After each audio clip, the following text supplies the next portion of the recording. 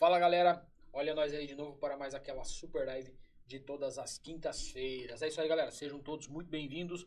Hoje, quinta-feira, dia 14 de novembro, e a gente está ao vivo às 20 horas e 9 minutos para iniciar a nossa live falando sobre atendimento pré-hospitalar. E para quem não me conhece ainda, meu nome é Jones da Rocha, eu sou o condutor socorrista do SAMU, mas também componho o quadro de instrutores do SAMU e aqui faço parte da equipe pedagógica do Grupos da Mais Brasil. Galera, todas as quintas-feiras a gente fala sobre atendimento pré-hospitalar aqui ao vivo pelo YouTube. Mas também, galera, é muito importante, tá, que você se inscreva no nosso canal no YouTube para receber conteúdos relevantes sobre urgência e emergência e como se tornar um socorrista. Olha que legal, você que deseja se tornar socorrista, você vai ter acesso a vários conteúdos que vão te direcionar para se tornar socorrista. E para você que não deseja se tornar socorrista, vai ter diversos conteúdos que vão te auxiliar em caso de urgência ou emergência, ok? Seguir nas redes sociais também, galera. É importante você seguir nas redes sociais, é que você vai ter acesso também ao material de apoio e conteúdos gratuitos também de atendimento pré-hospitalar. Legal? Agora você pode solicitar o seu certificado também, galera. E essa semana você pode solicitar o seu certificado até na segunda-feira, ao meio-dia da próxima semana, ok? Como amanhã é feriado, então a escola não trabalha. E aí, então você tem até na segunda-feira para solicitar o seu certificado da aula de hoje. O certificado você pode usar para obter horas na faculdade, você pode utilizar para cursos, prova de títulos e tal, em concursos públicos também. E também, obviamente, para agregar o seu currículo, mostrar que você tem um currículo atualizadão bem legal. E o custo do certificado, galera, ele custa apenas R$19,90, tá bom? Então é apenas um precinho simbólico, né? Você vai ter uma hora de curso gratuito, praticamente, ou seja, R$19,90 apenas, só para confecção e envio do certificado para vocês, tá bom? E esse mês, galera, só esse mês, o Grupo Cidadão Mais Brasil tá com uma super promoção de Black Friday do final de ano, tá? Que vale apenas para esse mês, tá bom? Então, o curso completo, tá? O curso completo do socorrista, mais o curso de suporte básico de vida, também conhecido como SBV, mais o curso de controle avançado de hemorragias, também conhecido como Stop the Bleed, tá? São 3 certificados, mais carteirinha, tá? Com o número de registro válido em todo o território nacional. Tudo isso, galera, de 697 por apenas 297. Olha que legal, tá? Desconto super especial, mas é só esse mês do Black Friday, legal? Muito, muito legal. Galera, olha só, daqui a pouco eu vou falar um pouquinho mais sobre essa super promoção.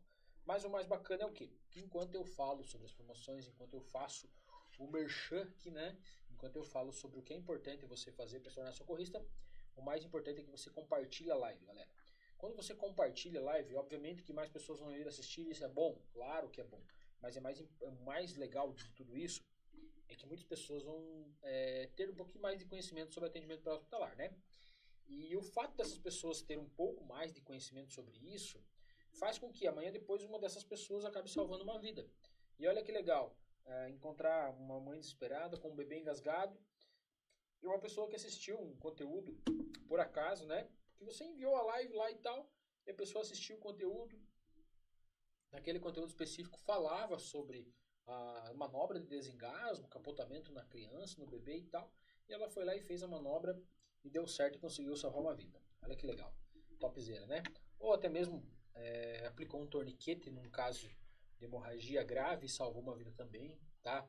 Conseguiu identificar um IAM, conseguiu identificar um AVC, usando o mnemônico SAMU, olha que legal.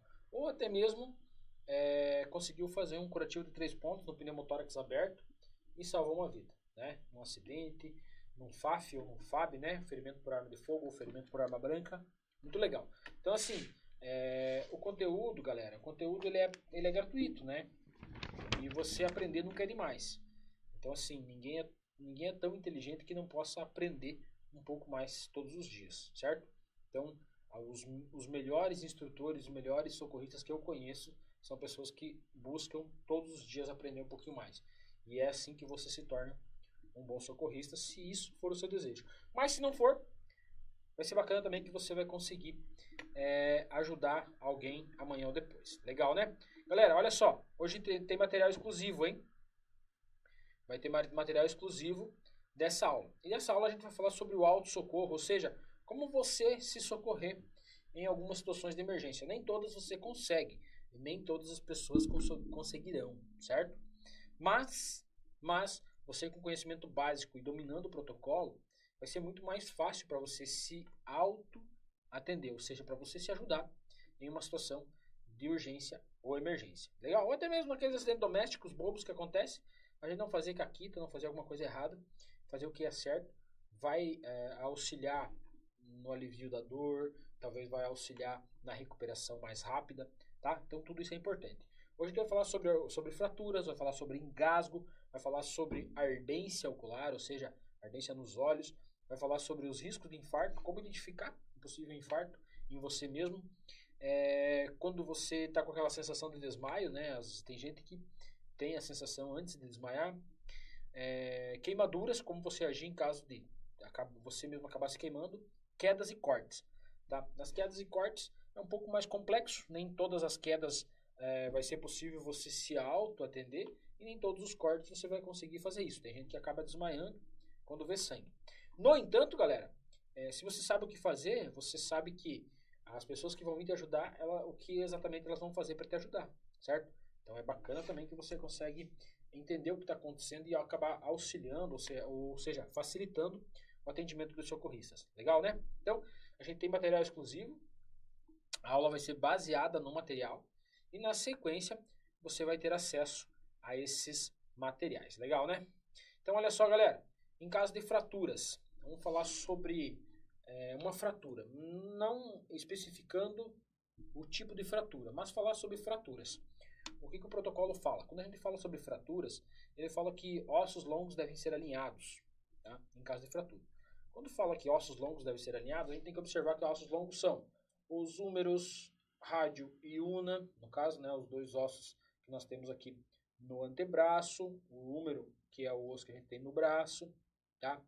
Nas pernas a gente tem os fêmurs e na parte da canela, ali na parte de baixo da perna, a gente tem na panturrilha, né? A gente tem tíbia e fíbula, tá? Esses são ossos longos. Esses ossos devem ser alinhados, tá bom? Sempre que há uma fratura. Por que a importância do alinhamento desses ossos, galera? Porque esses ossos, eles perdem uma quantidade significativa de sangue. Então é importante que seja alinhado para diminuir sangramento. É importante que seja alinhado para diminuir dor. É importante que seja alinhado para minimizar, tá? Minimizar lesões secundárias oriundas da fratura, certo? Quando a fratura for exposta, não é legal que você, sem conhecimento, faça um alinhamento de uma fratura exposta.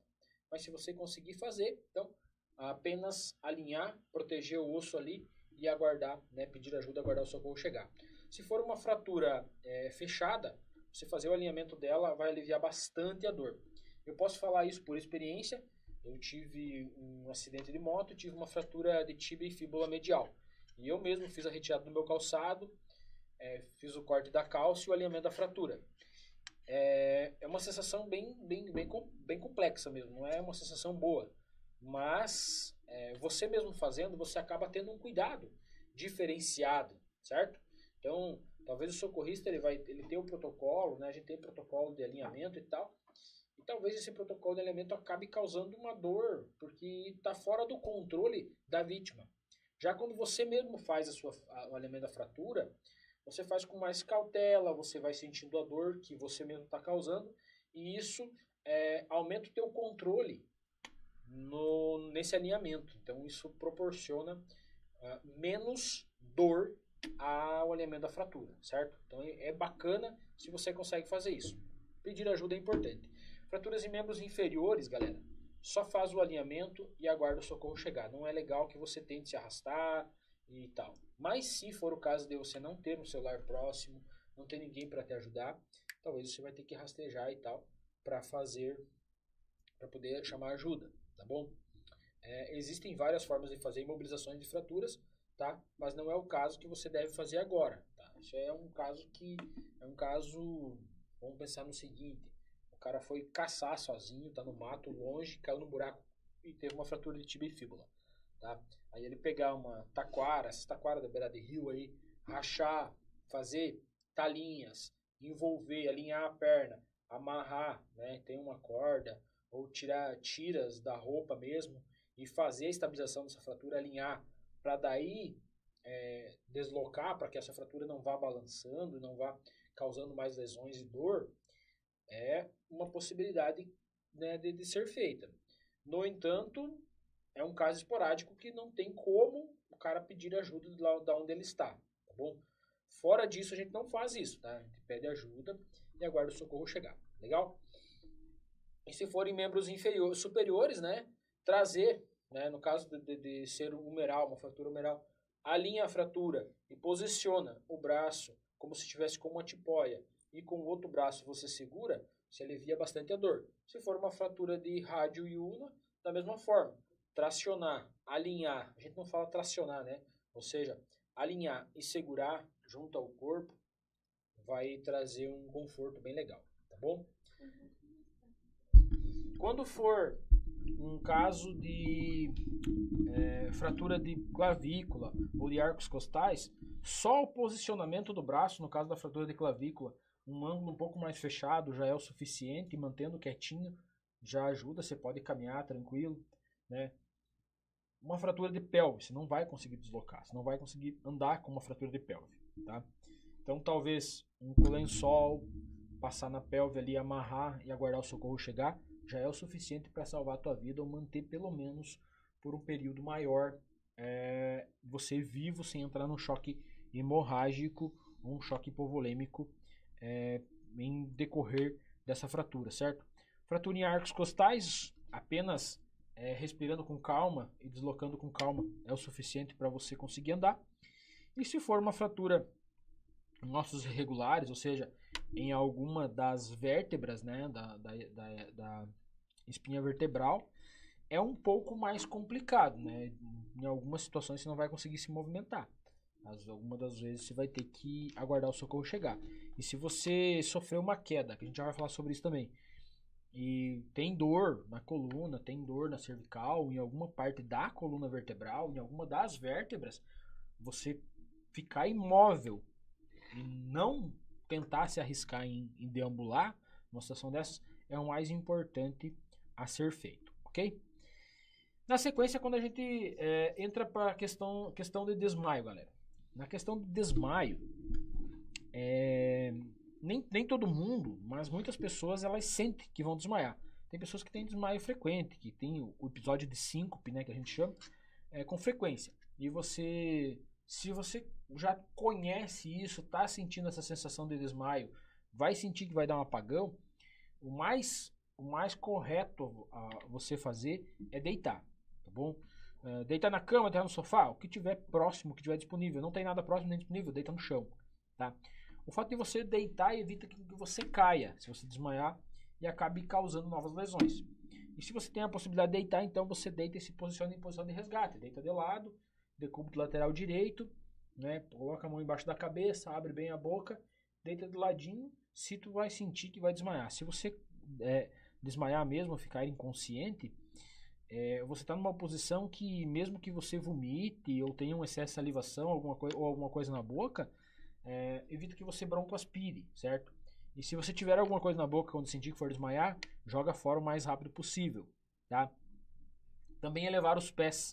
Elevar os pés é importante. Talvez deitar de costa, virar a cabeça para o lado e elevar os pés, tá? Isso talvez evite que você desmaie, tá? Isso pode evitar que você desmaie. Isso já aconteceu comigo algumas vezes.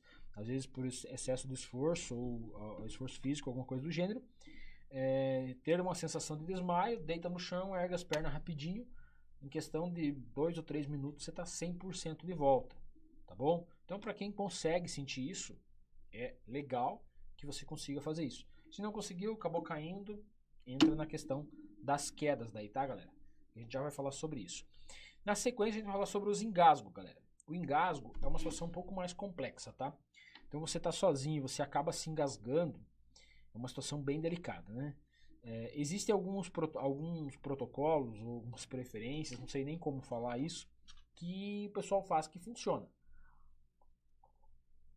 tá? Vocês sabem que eu só trago aqui, só falo aqui com propriedade aquilo que eu faço, que funciona, que dá certo, aquilo que eu já testei, aquilo que eu já vi funcionando, certo? Tanto que eu falei do alinhamento da fratura, que eu já fiz também, tá? Agora o que eu vou falar para vocês é uma manobra que eu nunca fiz, tá? Eu nunca precisei, ainda bem que eu nunca precisei. No entanto, é uma manobra que funciona, tá bom? Uma manobra que funciona. Existem alguns estudos que falam que ela funciona e a mecânica utilizada nessa manobra é semelhante à mecânica da manobra de Heimlich, certo? Então fica legal se você conseguir fazer, é uma grande possibilidade de você desengasgar sozinho. No entanto, né, cada um sabe, a gente sabe que não é tão simples assim você parar, pensar e agir estando engasgado, né, em um curto período de tempo, em uma situação grave de engasgo. Então, é bem complicado, é bem complexo. No entanto, se você conseguir, essas preferências falam em você se projetar com o estômago, ou seja, com a boca do estômago, em cima de uma superfície que consiga causar uma pressão no diafragma para que ele faça uma pressão positiva no pulmão, fazendo com que o ar saia da via aérea com força. Outras preferências falam em você se encostar na parede e você mesmo fazer a manobra de Heimlich em você. Ou seja, mão forte com o dedão voltado para dentro na boca do estômago, né? Mão fraca em cima e fazer a manobra de gancho com bastante força. No entanto, a gente sabe que o nosso cérebro ele não deixa você se lesionar, né? Ele não permite que você faça isso em seu estado mental normal, certo? Então ele não vai permitir que você acabe causando lesões em você mesmo. E querendo ou não, essa manobra é como se fosse uma ofensa para o corpo. É uma manobra que pode causar lesões contra o corpo, no mínimo causar uma dor, certo? E aí é muito difícil que você consiga fazer com força adequada para que cause a pressão correta para fazer com que esse objeto seja expelido, certo? No entanto, é uma possibilidade, tá? Vai de cada um. Então, se você viu que está engasgado, não tem ninguém para te ajudar, tentou fazer e não conseguiu, tem uma cadeira próxima, um balcão, alguma coisa que você possa se projetar em cima, fazendo com que esse objeto faça pressão, entre lá no estômago, empurre o diafragma para cima e cause essa pressão expelindo o objeto, é o que temos para fazer, certo? Existe inclusive um vídeo um pouco antigo, 2012, 2013, alguma coisa do gênero, que um bombeiro, não sei, não consigo lembrar exatamente da onde que ele é agora, ele é um paramédico, salvo engano, e ele fala sobre você se posicionar de quatro, né? Ficar de joelho no chão, com as mãos também no chão, e aí você se jogar, né? Deixar o tórax cair contra o chão, projetando para frente, tá? Essa queda contra o chão pode fazer com que esse objeto desloque, e aí a sua via aérea aberta, o pulmão tentando respirar, tentando jogar ar para fora, tentando trazer ar para dentro e tal, pode fazer com que esse objeto desloque e acabe saindo. Funciona? Não sei, tá? Nunca precisei, então não posso falar que funciona. Mas existem alguns vídeos, tá? Inclusive essa manobra que eu falei para vocês, você projetar em cima de uma cadeira, da parte de trás ali da guarda da cadeira, ou em algum lugar, alguma superfície que não machuque, mas que faça essa pressão abdominal. Tem um vídeo que mostra uma câmera de segurança, alguma coisa do gênero, agora eu não consigo recordar exatamente, que mostra alguém fazendo isso. Se engasgou sozinho, não tinha ninguém para ajudar e ele acabou conseguindo fazer isso, tá bom? Em caso de engasgo por líquido, galera, né, tomou líquido e acabou indo para via aérea, sem querer, acabou indo para via aérea, uma possibilidade que você tem, né, de fazer. Aí tá o vídeo mostrando como que esse bombeiro fez, tá? No caso de via aérea, tá? No caso de líquido em via aérea, puxar o ar pelo nariz e soltar pela boca com calma pode ser o suficiente. Como mecanismo de defesa,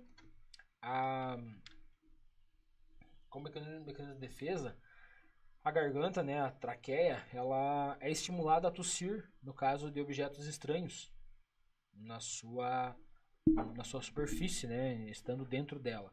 Ela vai acabar estimulando a tosse, e essa tosse faz com que o objeto saia, muitas das vezes, principalmente os líquidos, certo? Então, são possibilidades aí que você consegue resolver esse tipo de situação, legal? Então, vamos dar sequência no nosso material. E a gente vai falar sobre ardência no olho. Galera, a ardência no olho ela é muito complexa, tá? Quando a gente fala em ardência no olho, pode ser por muitos motivos. Pode ser uma doença, pode ser aqueles entresol que chamam, né? Que também é uma espécie de infecção, inflamação que dá ali na pálpebra e tal. Pode ser um monte de situações que levam à ardência nos olhos, tá? Talvez algum tipo de produto químico que você usou, gases expelidos de tinta, de produtos químicos que você teve por perto e tal, lhe causam irritações aos olhos, tá? E aí essa irritação no olho pode ser resolvida apenas com água corrente, tá bom? Agora, se for um acidente com produto químico, alguma coisa do gênero, você colocou água corrente, esperou ali por um período de 10 a 15 minutos, a água corrente nos olhos não resolveu, não aliviou, não passou, vai ter que acionar o socorro e ir ao médico. Não tem muito que se faça nessa situação. Agora a questão pode ser um pouco mais complexa. Em caso de acidente com algum tipo de produto químico também que faça aquela queimação no olho, é importante que seja acionado o socorro, não tem como ser diferente, tá? E no caso de algum tipo de acidente que cause que você acabe, por algum motivo, algum objeto entrou no teu olho, sabe? Saltou de algum lugar e entrou no olho. Entrou no olho, causou uma lesão, talvez, e está ali incomodando no olho. Nesse caso, galera, é importante que você cubra os dois olhos, tá? Ah, mas daí como é que eu vou fazer? Não, por que eu vou cobrir os dois olhos? Porque o atingido foi o direito e o esquerdo tá bom. Não, então assim, só pra vocês me entenderem. Quando eu cubro um olho só e o outro não, o outro olho, aquele que não está coberto, ele fica olhando para tudo que está acontecendo, obviamente, tá? Então ele fica andando, né, acompanhando a movimentação, olhando para um lado e para o outro. Quando um olho faz isso, o outro faz também, tá? E aí aquele objeto está lá dentro, está causando lesão enquanto o olho se movimenta. Então é importante que você cubra os dois, que você não olhe para nada. E aí os olhos ficam parados, tá? Fica o olho paradinho ali dentro e diminui a chance de lesões pela movimentação do globo ocular nesse tipo de situação, certo? Então, caso de ardência, por algum motivo estava fazendo alguma coisa, começou a arder meu olho, vou lá, água corrente, tá, galera? Água corrente é o suficiente muitas das vezes. Se não for o suficiente, tá? Eu coloquei a água corrente, não é água gelada, tá, galera? É água fria da torneira, assim, temperatura ambiente, tá? Coloquei a água por um período, não resolveu, então há uma possibilidade agora de talvez eu ter que chamar o socorro, tá? Se eu posso fazer sozinho em casa, sem problema nenhum, ou colocar, né, num tanque, num balde, numa pia, alguma coisa e ficar jogando água no olho também. É uma possibilidade de você resolver isso. Soro fisiológico, né, alguma coisa do gênero, também, legal, mas não há necessidade disso, tá? Pode ser água da torneira, sim. Antes da gente começar, antes de ir para os sinais e sintomas de infarto, a gente vai falar então sobre o material. Galera, hoje vai ter material de apoio, tá? E no final da live eu vou falar uma senha. Para você conseguir acessar e baixar esse material de apoio, você vai precisar da senha, ok? Então é importante que você fique até o final da aula se você quiser receber esse material dessa aula que eu tô falando para vocês aqui. E aí tá tudo que eu falei aqui, tá escrito aqui para vocês acompanharem. Legal? Daí você faz sua anotação, baixa o material. Então você tem mais um material legal para você acompanhar e melhorar os seus estudos, tá bom? Então, dando sequência à questão de sinais e sintomas de infarto, galera. Quais são os sintomas do infarto, então? Quando a gente fala em sinais e sintomas, sinais é aquilo que se vê na vítima. E sintomas são aquilo que a vítima relata. Como nesse caso a gente está falando sobre auto-socorro, a gente só vai ter sintomas, né? Só aquilo que a gente está sentindo como relato para pedido de socorro, enfim, ajuda ou até mesmo ir, né, até o pronto-socorro. Não nesse caso de infarto, tá, galera? No caso de suspeita de infarto, a vítima não pode fazer nenhum tipo de esforço, tá bom? Esforço zero, nem mesmo deambular 5 passos, não pode, tá bom? No caso de suspeita de infarto, a vítima não pode deambular. Quais são os sintomas, então, galera, do infarto? Dor epigástrica, ou seja, dor no estômago que irradia para as costas, tá? Dificuldade para respirar, dor no queixo, aquela dor no tórax que irradia para o membro superior esquerdo, irradia para o ombro, ou irradia para o queixo, ou irradia para as costas, tá? Sudorese associada, uma sudorese gelada, tá?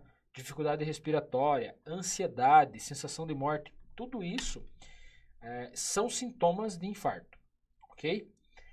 O que a vítima quis sentir esses sintomas, tá? O que ela, não precisa ser todos, tá? Mas, sentiu dor no peito que irradia para o ombro, sentiu uma dor no peito que irradia para a mandíbula, sentiu uma dor no estômago que irradia para as costas associada a uma ansiedade, uma sudorese. Pode ser apenas uma crise de ansiedade, pode, tá bom? Pode ser uma crise de ansiedade. Mas se não for, pode ser um infarto. Nós como socorristas, a gente tende a sempre tratar pelo mais grave. O que é tratar pelo mais grave? Tem sinais e sintomas de infarto e tem sinais e sintomas de crise de ansiedade. São muito semelhantes em alguns aspectos. A gente trata para a crise de ansiedade, a gente trata para o infarto. Se for a crise de ansiedade, beleza. Se não for, a gente trata para o mais grave. Legal? Então, como que a gente trata, então, nesse caso? É uma dificuldade respiratória, aquela sensação de morte, dor no peito, aquela coisa ruim, aquela sudorese, dificuldade para respirar e tal. A gente vai pegar essa vítima, vai colocar sentada, vai afrouxar as roupas e não vai deixar ela dar nenhum passo. Senta na cadeira mais próxima que tiver, se estiver longe, senta no chão, deita se necessário for, deita no sofá ou senta no sofá. A pessoa não pode caminhar, ao menor esforço pode ser fatal para a vítima que está tendo um princípio de infarto. Legal? Então, o menor esforço já é o suficiente para ser fatal nesses casos, ok? Então, vamos lá. O que a vítima vai fazer se ela estiver sentindo esses sintomas, 2 ou 3 associados nesses casos, tá? Sentar e pedir ajuda, tá? Ligar 192 ou 193 e relatar o que está acontecendo. E aí o médico vai enviar uma ambulância para fazer uma avaliação e se, pelos sinais e os sintomas constatados pelo socorrista, a vítima vai ser tratada então da forma adequada, correto? O importante é que não ande, não deambule, não faça o menor esforço, não suba escada ou desça escada, não vai tomar banho para esperar o socorro, não. Vai sentar quietinha na cadeira mais próxima, no sofá mais próximo, na cama mais próxima e vai aguardar o socorro chegar. Afrouxar as roupas e ventilar o ambiente é muito importante também, mas se você está sozinho, você vai afrouxar as roupas, deitar e ficar esperando o socorro chegar, tá bom? Deve-se evitar até mesmo deambular até a porta para abrir, deambular até as janelas para abrir as janelas, tá bom? Talvez ali estiver um ventilador perto, um ar-condicionado, liga e fica quietinho onde está para evitar esforço. Legal? Então, muito que bem. Dando sequência então, galera, a gente vai falar sobre a questão das queimaduras. Galera, olha só. As queimaduras, elas se dividem em vários graus, né? Então, temos o grau 1, grau 2, grau 3 e grau 4, tá bom? As queimaduras, elas são mensuradas não exatamente pelo grau, mas sim pela extensão, tá bom? A extensão da queimadura, ela pode ser muito mais grave do que o próprio grau da queimadura, certo? Então, no primeiro grau da queimadura, apenas a primeira camada da pele é queimada, é aquela queimadura pegou um tempo no sol, aí ficou tudo vermelho, ardendo a pele e tal. Apenas água corrente já resolve, ok? Apenas água corrente já resolve. Se for em uma grande extensão do corpo, é ruim. Talvez é necessário aquecer a vítima, chamar o socorro. Ou, né, a pessoa percebeu ali que ficou um período, nunca tinha ido na praia, aí chegou lá, arrancou a roupa e se jogou no sol e ficou lá 3, 4 horas no sol. Sem protetor, sem nada, só na dura sorte. Queria pegar uma corzinha na chegada já. Vai dar uma queimadura por insolação, não tem como ser diferente, certo? O que acontece? Vai queimar a primeira camada da pele. Essa queimadura na primeira camada da pele vai exigir que o corpo precise enviar líquido e células acompanhado de líquido para essa região. Isso pode levar, talvez, a vítima a ter frio, né? Se for uma grande extensão do corpo, pode levar, não é regra, mas pode levar a vítima a ter frio, dependendo do grau da queimadura, ok? E aí é necessário que a vítima seja aquecida. Em queimaduras de segundo, terceiro e quarto grau, principalmente a partir do segundo e terceiro grau, queimadura de extensão maior que 20% de área corporal queimada, não se recomenda resfriar, e sim aquecer. Não necessariamente aquecer a área queimada, mas aquecer o resto do corpo da vítima. Tá? E nas queimaduras leves de primeiro grau, ou queimaduras de pequena área corporal, menor que 20% no adulto, tá, galera? Isso é para adulto.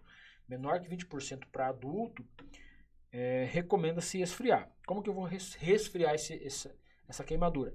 Queimadura, só para vocês entenderem, primeiro, segundo e terceiro grau, tá bom?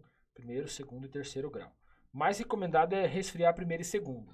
Nas queimaduras de terceiro grau, a vítima não sente dor, já vou falar sobre isso.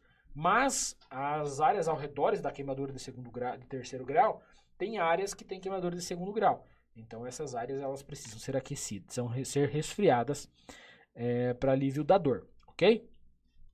Então vamos lá. Quando a gente fala no nível 1, então, é aquela vermelhidão, tá? Não faz bolha, não faz nada, só fica vermelho e arde. Resfriamento é o suficiente. Água correndo da torneira, não água gelada, não pano gelado, não pano com gelo, nada. Água correndo da torneira, ok? Quando a gente fala em queimadura de segundo grau e a extensão corporal queimada é menor que 20% no adulto e menor que 10% na criança, tá bom? Até 2 anos. Menor que 10% na criança e menor que 20% no adulto, você faz o resfriamento também. Água corrente da torneira, tá? Por um período entre 10 a 15 minutos é o suficiente para alívio da dor. Não é que vai curar a queimadura vai estar lá, mas vai fazer o alívio da dor. Na queimadura de segundo grau, a vítima tem, além de muita dor, tá?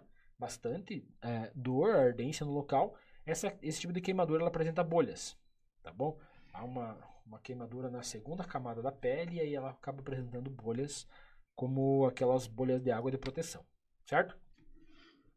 Não se deve furar as bolhas, ok? Quando a gente fala em queimadura de terceiro grau, a vítima não sente dor na parte que há queimadura de terceiro grau, galera. Por que ela não sente dor? Porque os conectores, receptores da dor foram queimados, tá? E aí eles não enviam essa dor para o cérebro, tá bom? Então acaba que a vítima não sente dor na parte que tem a queimadura de terceiro grau. A queimadura de terceiro grau ela queima todas as camadas da pele, queima músculo e queima os receptores, ok? Já quando a gente tem uma queimadura de terceiro grau, então não sente dor, na região que tem queimadura de terceiro grau, a pele agora não está mais avermelhada que na primeira e na segunda. Ela fica uma pele branca, aquela pele cozida mesmo, branca, tá? Mas nas bordas da onde há a terceiro grau, sempre vai ter queimaduras de segundo grau, né? Não tem como ter uma queimadura de terceiro grau e não ter a queimadura de segundo próximo a ela, certo? Vai ter uma queimadura de segundo grau. Naquela região vai doer, vai ter dor. Então o resfriamento naquela região talvez seja importante. Água corrente da torneira, ok? Período de 5, 10 até 15 minutos é o suficiente para o alívio da dor. Legal? Quando a gente fala de queimaduras de quarto grau, tá? O quarto grau é quando queima pele, queima músculo e queima osso, tá? Então queima toda a pele, queima todo o músculo e queima até o osso. Quando tem esse tipo de queimadura, é uma queimadura de quarto grau, tá? Na queimadura de quarto grau não se faz nada, ok? Não tem o que fazer, é só ir pro pronto-socorro mesmo ou chamar ajuda, tá? Não tem o que fazer, não vai ter dor na área de terceiro e quarto grau. Se tiver uma área com primeiro e segundo grau, vai ter dor naquela área, nas demais não, ok? Então, falamos sobre os 4 graus da queimadura. Isso que a pessoa deve fazer se ela estiver sozinha, tá bom? Resfriar é o suficiente até o socorro chegar. Olha que legal. O socorro vai levar entre 10 a 15 minutos para chegar, dependendo da localidade, dependendo do tipo de socorro, certo? Se você tiver já colocado, né, se for uma área, vamos relembrar a área corporal queimada. Se a área corporal queimada for menor de 20% de área corporal no adulto e menor de 10% de área corporal queimada na criança, apenas o resfriamento com água corrente da torneira é o suficiente, tá bom? É o suficiente. O socorro vai levar de 10 a 15 minutos para chegar. Se assim que você percebeu que você se queimou, você pedir ajuda e colocar a região queimada embaixo da torneira, deixar correr a água em temperatura ambiente, quando o socorro chegar você já vai estar sem dor, tá bom? Faz um alívio muito bom, mas é água corrente da torneira, ok? Temperatura ambiente. Na sequência, galera, a gente vai falar sobre as quedas. As quedas é mais complicado. Quando a gente fala de quedas, é um pouco mais complicado pro auto-socorro, pro auto-atendimento, para como eu vou me virar, como que eu vou lidar com isso, tá? Retomamos aquela mesma situação das fraturas, né? E aí relembramos a parte que a gente falou sobre a dor em coluna vertebral, tá?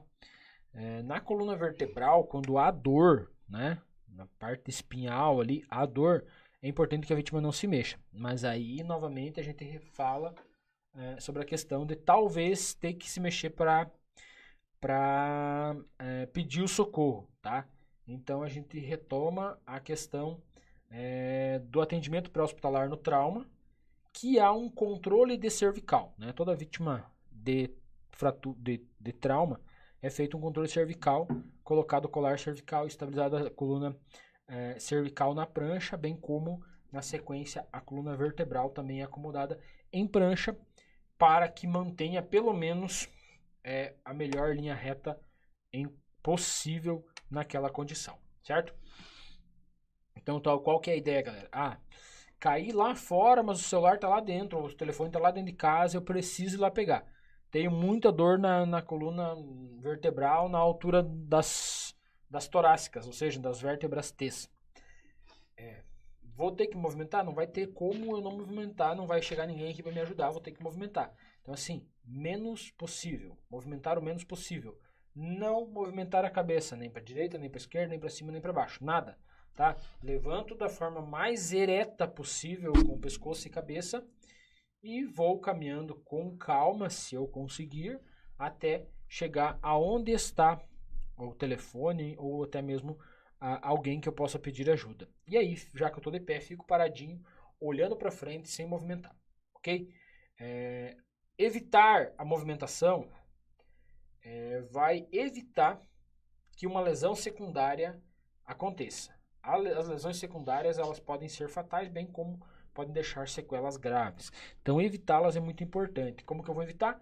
Movimentando o menos possível, ou de preferência nada, certo? Então, no caso de quedas, o mais importante é conferir se dói alguma parte, principalmente, né, cabeça, pescoço, parte torácica, parte lombar e sacral da coluna vertebral. Tá bom? Na sequência, obviamente, talvez se eu tiver uma fratura de pelve ou fêmur, não vai conseguir deambular, né? Então, se eu tiver que me arrastar, aí paciência, não há muito o que se faça, certo? Não tem como fazer um passe de mágica e resolver tudo.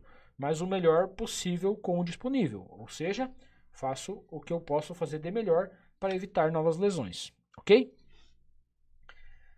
Na sequência, galera, quando a gente fala então sobre cortes, tá? Os cortes são muito comuns, né? Cortes superficiais, com lesão de capilares e aí um sangramento capilar discreto, ou cortes um pouco mais profundo, que pegam veias de fino calibre, ou até mesmo artérias de fino calibre. O sangramento é um pouco maior, no entanto, não representa risco de morte à vítima. Mas também nós temos os sangramentos que representam situação de perigo à vida, tá? Nessas condições, é necessário agir rapidamente e resolver o problema da melhor forma possível. Como que eu vou resolver um problema da melhor forma possível? Corte em membros, galera. Corte em membros que há o rompimento de artéria ou veia. Muitas das vezes, uma pressão local, um curativo compressivo não vai resolver. Talvez eu vou ter que aplicar um torniquete, tá bom? O torniquete ele é auto-aplicável, por isso que muitas das vezes a gente chama de torniquete tático, tá? Existem os torniquetes táticos que são auto-aplicáveis. O torniquete auto-aplicável, o que vai acontecer? Exemplo. Cortei lá na altura da minha canela, no meio da canela, né? Tíbia e fíbula medial. Tava deambulando por algum lugar e por algum motivo, um acidente de trabalho, um objeto cortante passou ali, cortou minha perna, fez um corte bem feio, pegou a artéria e veia, tá aquele sangramento ativo muito forte. É um caso de grande sangramento, é um caso grave e fica longe, né? Eu não consigo, né? Tá doendo, eu não vou conseguir fazer uma pressão local bem feita, não vou fazer um preenchimento de ferida bem feito, o corte é grande, eu não consigo porque dói muito, né? Então, talvez a minha única alternativa seja a aplicação do torniquete. E a aplicação do torniquete pode ser alto e apertado, ou seja, mais proximal ao corpo possível e mais apertado possível. Não necessariamente na altura da inguinal, né, mais alto da inguinal possível, mas deixando um espacinho entre 10 centímetros da inguinal e fazendo um torniquete já é o suficiente para resolver esse problema, tá bom? Então talvez é uma alternativa, tá? Isso é fácil de fazer, embora a vítima que esteja ferida, desde que ela saiba aplicar um torniquete, conheça as regras de aplicação de torniquete, ela consegue resolver e salvar a própria vida, tá bom? Mas isso é um caso de vida ou morte. Não é naquele corte que tem um sangramento, mas não é um sangramento ativo, né? Cortou, mas não é aquela sangueira louca. Tá sangrando, um sangue discreto, sangramento discreto ali, mas não é muito. Quando é bastante, tá formando poça ou tá esguichando conforme as batidas do coração, agora sim, eu tenho um sangramento arterial, ou se está formando uma poça de sangue mais escuro, um vermelho escuro, embaixo da vítima, ali, embaixo do ferimento, agora sim, é um sangramento venoso e é preciso conter o mais rápido possível. Temos uma pergunta aqui. Não? Eu queria dizer que uma pessoa que estava assistindo a live me mandou uma foto molhando o dedo, porque ele se queimou e estava vendo a live. Olha que legal. A pessoa acabou de mandar uma foto aqui para a Érica. Tá? Ela estava assistindo a live, ela queimou o dedo e já colocou o dedo aí, colocou a mão embaixo da água. Bem na hora da live. Olha só, galera. Só pra gente recapitular, a gente já volta pro assunto, mas só pra gente recapitular, não perder o fio da meada aqui, pra entender a importância do conhecimento, tá? Mas vai matar um dedo queimado? Não, cara, não vai te matar, mas vai doer pra caralho, entende? Dói muito. Experimenta queimar um dedo pra você ver. Dói muito. É chato, vai ficar doendo ali mais de hora até dar uma acalmada. E depois vai ficar dias incomodando. Então colocar embaixo da torneira, dar aquele alívio até 10, 15 minutinhos até parar de doer, mano, show de bola, entende? Refresca, alivia a dor e tal. Enquanto tiver com o dedo ali, vai estar, não vai estar doendo, vai estar uma dor diminuída significativamente, tá? E isso é show de bola. Então assim, a colega estava assistindo a live aqui, aconteceu, queimou, isso é normal, acontece todo dia nas casas por aí, no caso todo mundo acontece, já aconteceu com todo mundo. Quem ainda não se queimou, vai se queimar, não se preocupa, espera que vai acontecer contigo também, tá bom? Não tô falando uma queimadura grande, mas uma pequena queimadura, encosta o dedo no fogão, deixa pingar um óleo quente na mão, alguma coisa do gênero, certo? Então, isso acontece, é normal. E a colega tá acompanhando a live já embaixo da torneira. Eu sei que vocês vão dizer pra mim, todo mundo já sabe que se deve fazer isso. Cara, não é todo mundo que sabe, não adianta. Não é todo mundo que sabe. Tem gente que já mete creme dental, tem gente que já mete banha de galinha, banha de porco. Acredite, se eu vou contar pra vocês o que um aluno um dia falou num curso, inclusive era um curso que eu tava ministrando pelo SAMU, e um aluno que tava participando do curso falou que alguém ensinou pra ele passar cocô de galinha nas queimaduras. Olha só se tem lógica passar cocô de galinha nas queimaduras. Não sei de onde que tiram certas coisas, tá? Mas daí colocam pomada de quanto é tipo, creme dental, sabonete, sabão, banho de porco. Cara, isso numa grande queimadura, né, numa queimadura um pouquinho maior, que vai precisar ir para o hospital, é 2 serviços e dor em dobro. Porque aí você colocou o creme dental, agora chegou no hospital, vai ter que tirar esse creme dental. Você sabe que o creme dental é quente, ele parece ser gelado porque ele dá um frescor. Mas ele é ácido e ele é quente. Tá? Daqui um pouco vai precisar, tá? Daqui um pouco vai precisar retirar toda essa coisa aí que você colocou, borra de café e não sei mais o que você colocou em cima dessa queimadura, vai ter que tirar tudo, tá? Tava doendo, você colocou uma coisa que não resolveu tua dor, aí você foi pro hospital, aí chegou lá, o médico teve que tirar tudo aquilo, então causou muita dor para retirar tudo aquilo, para daí agora sim iniciar um tratamento, sendo que você poderia só resfriar, chegar no hospital já sem dor, e aí sim o médico ia só olhar ali, ele via exatamente a textura da queimadura, já poderia entrar com a medicação correta, tá bom? Então, evitem essas coisas aí que o povo fala que dá certo, que funciona, que não funciona. Ah, tem pomada para queimadura e tal, beleza, show de bola, mas não é todo mundo que tem em casa, então assim, na dúvida, não, ok? Show de bola, show de bola, show de bola. Vamos voltar para o material. Dando sequência então nos cortes, galera. Olha só. Vamos pensar num ferimento por arma de fogo, tá? Vítima sem querer aí acabou disparando, ou num confronto, ou uma bala perdida. Acabou tomando um tiro no braço, na perna.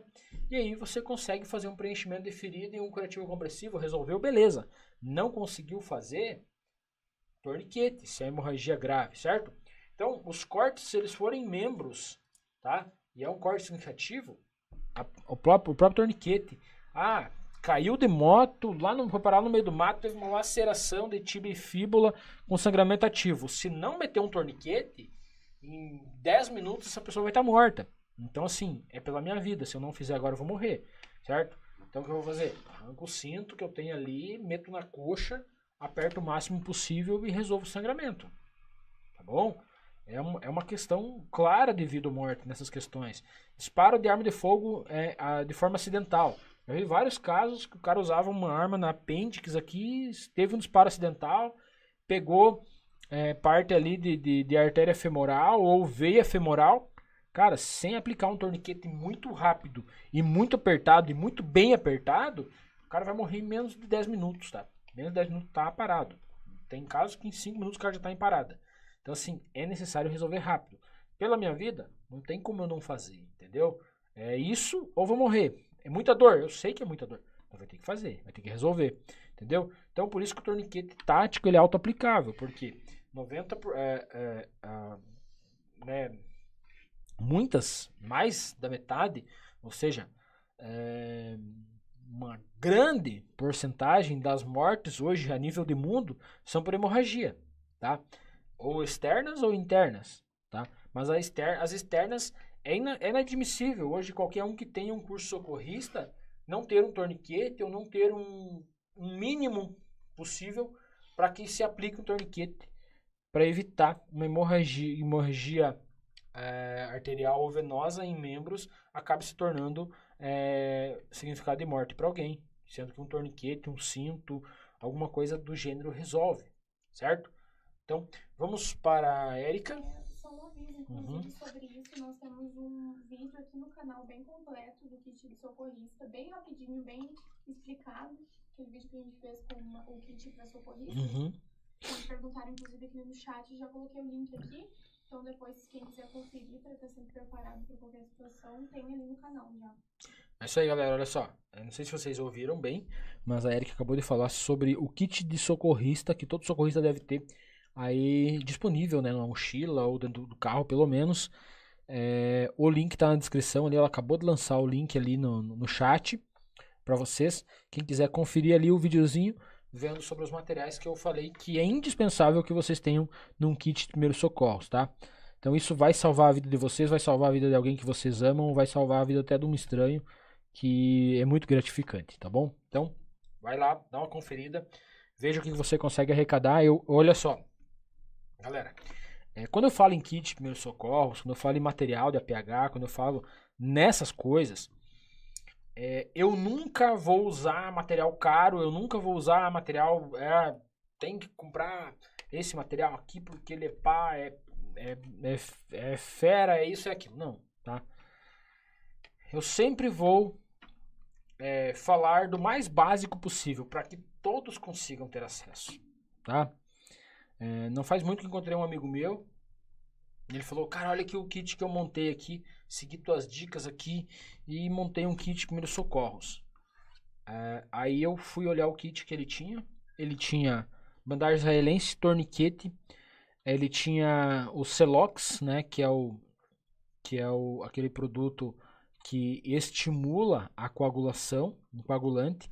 Ele tinha a gaze de metro, que é para fazer preenchimento de ferida com agentes hemostáticos.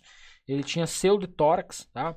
Ele tinha um kit top, caríssimo, gastou um dinheirão para montar aquele kit. Mas era show de bola, beleza? Resolve tudo, muita coisa, resolve muita coisa. No entanto, uma atadura substitui a gaze de metro, tá? Um papel de gaze com o plástico da gaze com um esparadrapo substitui o selo valvulante de tórax e resolve do mesmo jeito, certo? Um torniquete caro e um torniquete barato, a diferença é a aplicabilidade. Na hora de aplicar, o torniquete mais barato tem que ter um cuidado maior para não acabar quebrando uma haste e aí você ferrar com o torniquete. Mas ele vai funcionar da mesma forma, entendeu?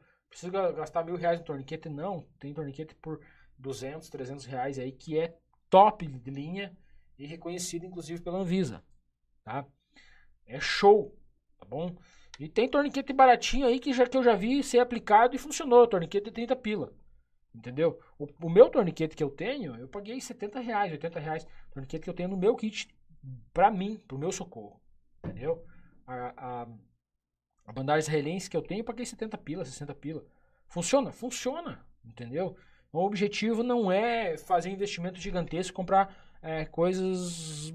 Não, se você não tem condição de comprar, com R$100, R$150 tu monta um kitzinho, show de bola, com tudo que você precisa para resolver as piores situações que se apresentarem para você, que seja possível resolver para um socorrista. Desde que você saiba utilizar o equipamento, você consegue resolver muita coisa. Legal? Temos uma pergunta aqui. Pois não. Se eu estiver numa mata e for picado por uma aranha ou cobra ou outro tipo de animal peçonhento, o que eu devo fazer por primeiro? Certo. É muito importante que no primeiro momento você consiga identificar, tá? É muito importante que você consiga identificar que tipo de cobra foi. Exemplo, uma picada de cobra. Que tipo de cobra que foi? É importante porque o antídoto vai fazer mais efeito se for o antídoto correto pro tipo de cobra. Bem como aranha ou qualquer outro tipo de inseto ou bicho peçonhento que picou você.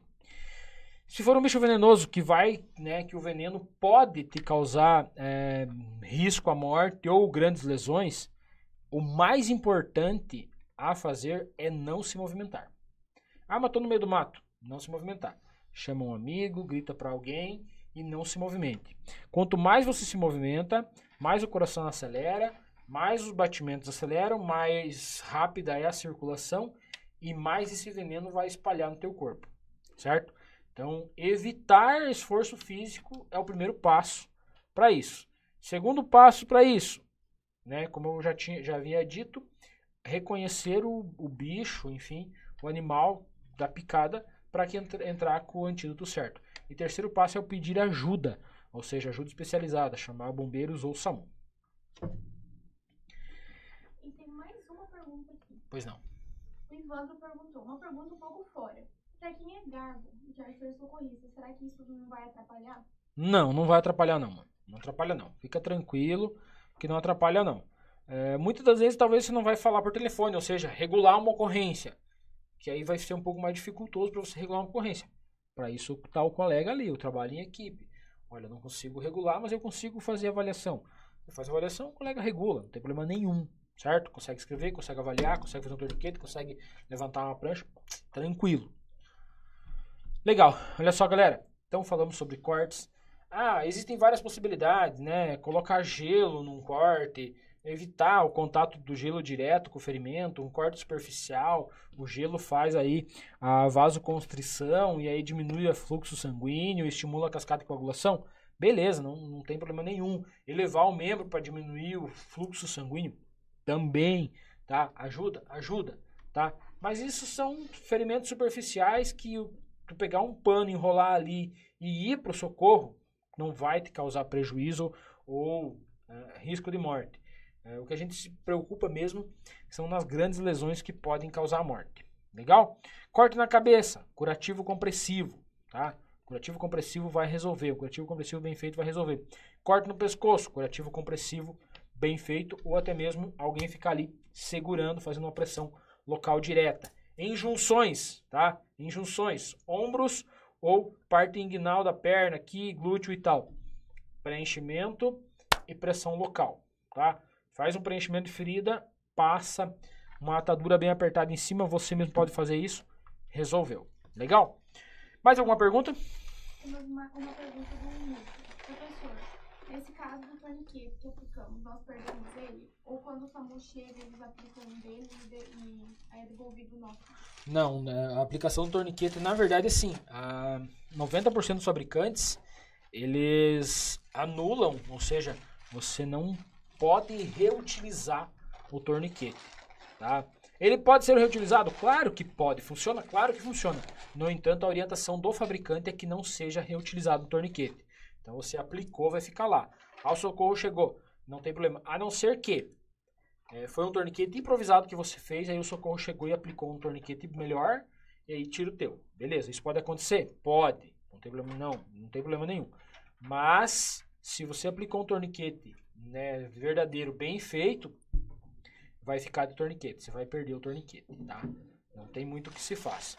Depois que o médico tirar, ele pode me devolver? Claro que pode devolver. No entanto, né, existe essa recomendação de não reutilizar um torniquete. Mas eu tenho torniquete que eu uso para treinamento, já apliquei mais de 20 vezes, tá? O mesmo torniquete e está funcionando até hoje. E não é torniquete caro, eu não compro coisa cara, não é fácil estar comprando coisa cara. É torniquete baratinho aí que eu compro para treinamento mesmo, só para utilizar durante demonstração e treinamento. Funciona? Funciona. Resolve. Já reutilizei, ok? No entanto, a recomendação do fabricante é que não seja reutilizado, ok? Agora eu acho que já podemos passar a senha do material, né? Podemos passar? Isso aí, às 9h30 vai estar no nosso canal de transmissão no Instagram, que está no link da descrição desse vídeo aqui, que o pessoal pode entrar lá e daqui a pouquinho tá lá. Olha só, galera. Olha só, informação quentíssima aqui, então. No link da descrição do nosso vídeo aqui, nossa live, tá? Logo abaixo aí, vai estar o link, para você acessar o Instagram, tá? E daí lá no Instagram, vai estar no canal de transmissão do Instagram, vai estar o material, a partir das 21h30, ok? Hoje, daqui a pouquinho, daqui 20 e poucos minutos, vai estar lá o material disponível para vocês baixarem. E para vocês baixarem, você acompanhou a live até agora, tem direito à senha, obviamente, né? Então vamos lá. A senha para você baixar o material, galera, é prevenir, ok? Nós falamos sobre prevenção e falamos sobre o auto-socorro. Então, prevenir. Tudo minúsculo, tá bom? Prevenir é a senha do material para você baixar lá no canal de transmissão e o link tá aqui na descrição do nosso vídeo do YouTube. Legal, galera? Show de bola? Posso encerrar por aqui? Pode. Galera, olha... Oi? Não temos mais nenhuma pergunta. Olha só. Debatemos, falamos bastante coisa, né? Falamos sobre vários quadros aqui. Várias situações que podem representar risco de morte. E agora a gente vai encerrar a live de hoje. Já são 21h08. Olha só. 1 hora de transmissão. A gente começou às 21h09 e até encerrar vai dar 21h09. Legal? Show de bola, né, galera? Olha só. Obrigado pela confiança. Obrigado por você ter participado da nossa live, estar aqui até agora. Fica ligado no canal que sempre tem vídeo novo. Toda hora tem vídeo novo. E não se esqueça, você que deseja se tornar socorrista ou deseja buscar um conhecimento muito mais acurado para realmente fazer a diferença na vida de alguém, mas não atuar na área, o curso socorrista. Galera, curso socorrista com 3 certificados, mais a carteirinha, de 697 por apenas 297, tá? Mais da metade do preço a menos. Legal, né? Show de bola. Então, Fechamos por aqui. Conto com vocês na próxima quinta-feira, nessa mesma hora, nesse mesmo canal. Obrigado, galera. Valeu, Érica. Até a próxima. Valeu!